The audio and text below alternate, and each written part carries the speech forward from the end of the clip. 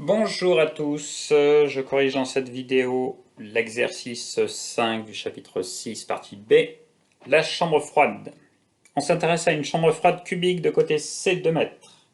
Les quatre faces et le toit sont composés d'un mur de briques de 23 cm d'épaisseur, recouvert d'une couche de plâtre de 3,5 cm d'épaisseur, et le toit est recouvert en plus d'une tôle de 2 mm. On néglige les transferts thermiques au niveau du sol. Ensuite, vous avez toutes les données pour faire les applications numériques. Question 1. Faire un schéma de cette chambre froide et le schéma de résistance équivalente. Alors, en vue 3D rapide, la chambre froide va ressembler à quelque chose comme ceci, avec donc un cube de côté C. Donc, quand on va calculer les transferts thermiques et les résistances thermiques notamment, on a souvent besoin de la surface. La surface, S, ça sera C au carré. Maintenant, on va regarder une vue en coupe de cette chambre froide. Je vais le faire ici. Nous avons le sol. Nous avons un mur de briques. Ensuite, une couche de plâtre. Et pour finir, nous avons une tôle uniquement posée sur le toit. Voilà. Donc à quoi va ressembler le schéma de résistance équivalente? Donc si ici on a la température extérieure et ici la température intérieure, on voit que les flux de chaleur vont toujours du chaud vers le froid. On est sur une chambre froide, donc T extérieur est supérieur à T intérieur. Les flux sont comme ceci. Donc à travers cette surface, nous aurons un certain flux. À travers l'autre face ici, une autre face latérale, nous aurons un même flux, vu que nous avons le même type de couche, hein, une couche de briques et une couche de plâtre. Donc ici, je vais appeler ces flux face, flux sur une face. Donc le cube, il a 4 faces latérales, donc on aura 4 fois le flux face. Et enfin, on a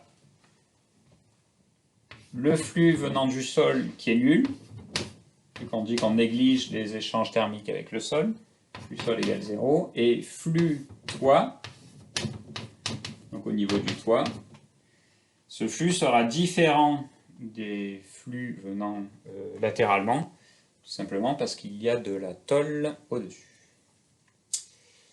Donc si on prend maintenant le schéma de résistance équivalente, on voit que le flux total, c'est évidemment la somme des flux.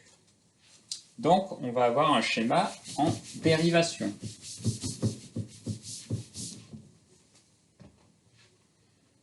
J'en prends ma craie blanche. Si je fais le schéma équivalent sur une paroi, donc je ne regarde qu'une paroi.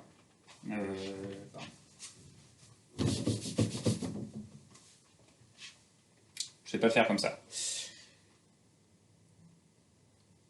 L'ensemble des parois, je regarde.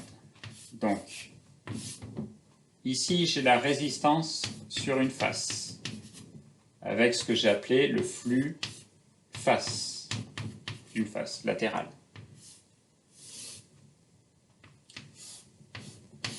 Ça, je vais l'avoir 4 fois, vu que j'ai 4 côtés.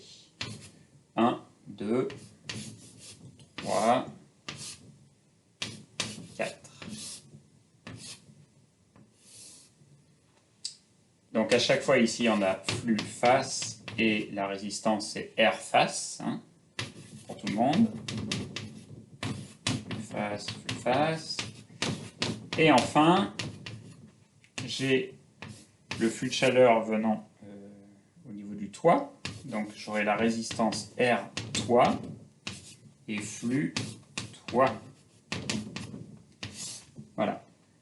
Et ici, maintenant, je suis à l'intérieur de la chambre froide. Donc là, j'ai T intérieur,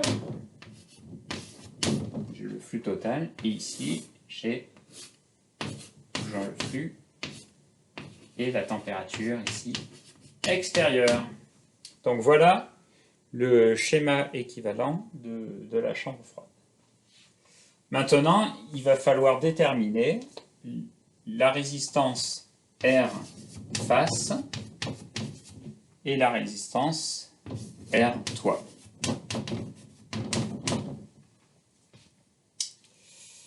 On va le faire encore dans la question 1 pour compléter un petit peu ce schéma équivalent. Alors, on garde bien ce schéma en tête. On va même le garder complètement. Non, il faut que j'efface.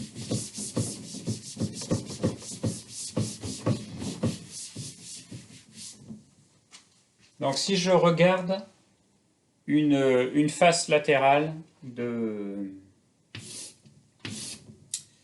la chambre froide. Ici, j'ai la couche de plâtre. Là, j'ai l'extérieur, l'extérieur. Ici, j'ai le T intérieur. Et ici, j'ai le mur en briques. OK. Ensuite, on vous donne le coefficient d'échange convectif entre l'air et les parois. Ce qui veut dire qu'il va falloir prendre en compte la convection ici et ici. Comme on l'a vu dans l'exercice précédent, l'exercice 4, cette convection, on peut la modéliser par une résistance convective.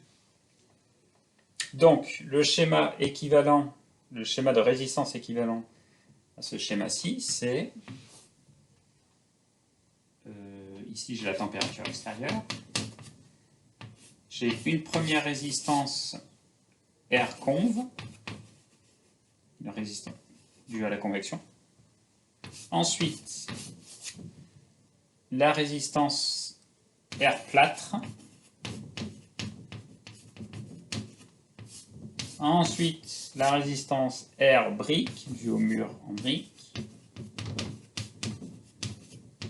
Et une deuxième résistance convective R conv. Donc à chaque fois, c'est un échange entre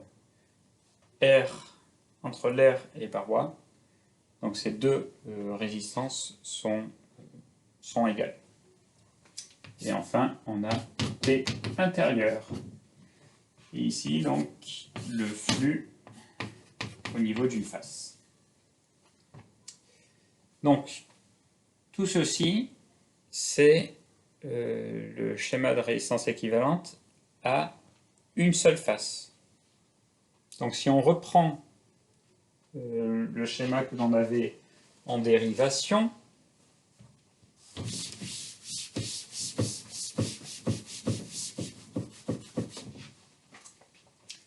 avec les 4 résistances comme ceci en dérivation, qui était égale à R face, chaque résistance, en fait, est composée de 4 résistances en série.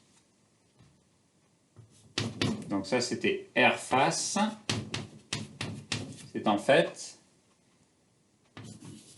la somme 2 fois R conv, la résistance de convection, plus R plâtre, plus R brique. Donc on a ces 4 résistances en parallèle, et enfin il y a la 5e résistance